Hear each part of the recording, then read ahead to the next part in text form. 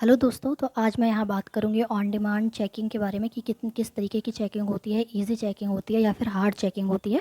बहुत बच्चे परेशान हैं कि रिज़ल्ट कैसा आएगा, किस तरीके की चेकिंग होती है। तो मैं आपको यहाँ पे एक चीज़ क्लियर कर दूँ कि पब्लिक एग्ज़ाम और ऑन डिमांड में ये सबसे बड़ा डिफरेंस है कि जो ऑन डिमांड है उसमें 100% सिलेबस आता है और जो पब्लिक एग्ज़ाम है उसमें थोड़ा सा कम आता है। और क्योंकि उसमें जो प्रैक्टिकल्स वगैरह और जो मतलब दूसरी चीज़ें होती हैं, असाइनमेंट्स वगैरह, उनके मार्क्स हो जाते हैं इसलिए। तो ऑन डिमांड में बच्चे जल्दी जल्दी में और जल्दबाजी में सीट बुक कर देते हैं और जाके एग्ज़ाम दे देते हैं। बिल्कुल हड़बड़ी में बिल्कुल भी तैयारी नहीं करते, बिल्कुल भी प्रिपेयर नहीं करते। उन बच्चों के लिए तो थोड़ा सा प्रॉब्लम में हो सकता है ये रिज़ल्ट, बट जो बच्चे अपने अपने सब्जेक्ट को लेके सीरियस थे और थोड़ा सा भी पढ़ के गए थे उनका रिज़ल्ट अच्छा आएगा।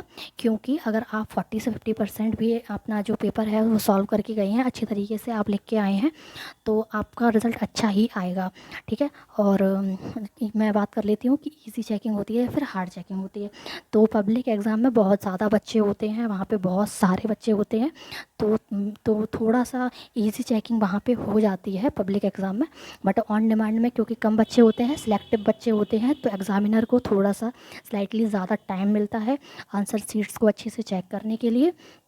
तो यहाँ वो ज़्यादा टाइम लेते हैं और अच्छे से चीज़ों को पढ़ते हैं। और फ्री में नंबर तो बिल्कुल भी नहीं मिलते, अटैम्प्ट के नंबर तो मिलते ही हैं। और लेकिन आप अपने ऊपर भरोसा रखिए, मेरे अकॉर्डिंग सारे बच्चों का रिज़ल्ट बहुत अच्छा आएगा। क्योंकि इतना ज़्यादा हार्ड चेकिंग नहीं होती है, नॉर्मल ही है जैसा अपना 10th और 12th में होती है। मेरे हिसाब से तो उसमें थोड़ा ज़्यादा ही हार्ड चेकिंग होती है और सीबीएसई बोर्ड में। और उसके अकॉर्डिंग तो ये थोड़ा इजी ही है। क्योंकि मेरे केस में ऐसा था कि मैंने 10 दिन पहले अपना सीट बुक की थी ऑन डिमांड के लिए और मेरा रिज़ल्ट तो बहुत अच्छा आया था मेरे अकॉर्डिंग।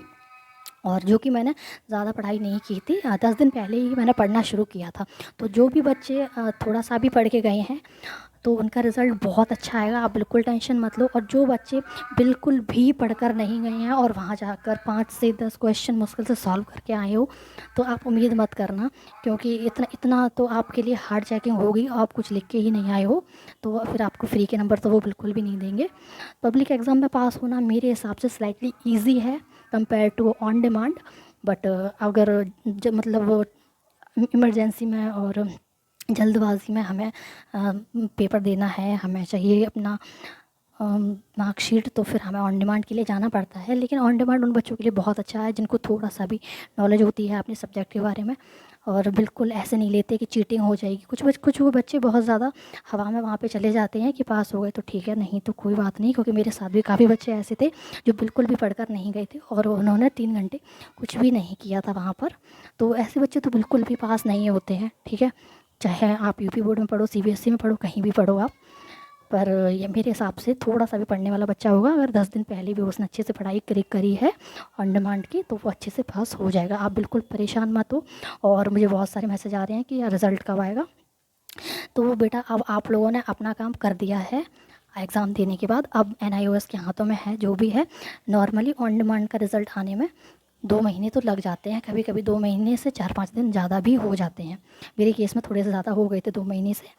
तो आप उस चीज़ से बिल्कुल टेंशन मत लो। हाँ, कुछ बच्चे हैं जो कि फ़र्दर एडमिशन के लिए कंसर्न है कि अगर इतना लेट रिज़ल्ट आएगा तो मार्कशीट कब तक मिलेगा और हम फिर एडमिशन आगे कैसे लेंगे। उन बच्चों के लिए थोड़ी सी प्रॉब्लम है इस चीज़ में। क्योंकि उनकी जो एडमिशन डेट है वो ही निकल जाएगी, तो आगे वो क्या करेंगे। पर आप हमेशा ये चीज़ अपने दिमाग में रखो कि जो आपके लिए आपकी लाइफ में अच्छा है ना, आपको वही मिलेगा। हमेशा आपके अकॉर्डिंग चीज़ें नहीं चलेंगी। और तो आप हमेशा आप बस चिल रहो, जो हो रहा है ठीक है, प्रोसेस है ये, चेक इस प्रोसेस को चलने दो और जो आपके लिए अच्छा होगा आपको वही मिल जाएगा। हड़बड़ी मत करो, आप बिल्कुल भी पैनिक मत हो, अच्छे से रिज़ल्ट आ जाएगा आप सबका। मेरे अकॉर्डिंग मेरे सारे स्टूडेंट्स पास हो जाएंगे और मेरे सारे सब्सक्राइबर का रिज़ल्ट अच्छा ही आएगा। अगर आपको अपडेटेड रहना है एनआईओएस से रिलेटेड तो आप इस चैनल को सब्सक्राइब कर सकते हैं। और आप अगर चाहते हैं कि मैं किसी और आपकी अगर किसी और प्रॉब्लम पे कोई वीडियो बनाऊं डिटेल में, तो आप वो कमेंट में लिखिए, मैं उस चीज़ पे वीडियो बना दूंगी। Thank you for watching, please subscribe my channel. Bye bye.